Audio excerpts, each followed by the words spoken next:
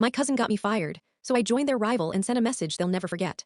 I still remember the moment my boss slid a folder across the table and said, "Care to explain this?" Inside were screenshots from a blog I wrote years ago, twisted, cropped, edited to make me look unhinged. And I knew exactly who did it. My cousin, Mia. Mia and I grew up together, but she always saw my success as some kind of personal attack. When I landed my dream job, marketing director at a company she'd been rejected from, she congratulated me with this fake smile that barely hid her jealousy. What I didn't know was that her mom, my aunt, hated me just as much. They called us the lucky branch of the family tree, like we didn't work for anything.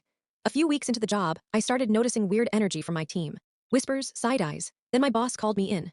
Those screenshots, they were from a private blog I wrote at 17 about anxiety and burnout, normal teenage mess. But Mia had edited them to look like I was ranting about coworkers and plotting chaos. And the final blow. HR told me they'd received an anonymous phone call from a concerned citizen claiming I was mentally unstable. I later learned it was my aunt. They posted about it on Facebook afterward, laughing, making fun of me, calling it Operation Humble Her. My dream job ended right there. I spent a week numb, then another week angry. Then something else happened. One of our company's biggest competitors reached out. They'd seen my portfolio. They wanted an interview. And during that interview, I told them exactly what happened, not to play victim, but because I refused to hide it. They hired me on the spot.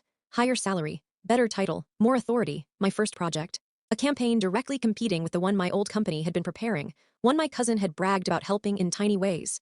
We crushed them. My work went viral. Their campaign fizzled.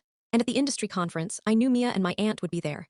So when a former coworker came over and said, "Your old team saw your campaign. They're losing it," I just smiled and said the line I'd been waiting to deliver. Good. Tell them I said hi. I didn't need to expose their lies. Success did it for me. And now, every time they open Facebook, they get to watch the person they tried to destroy rise higher than they ever imagined.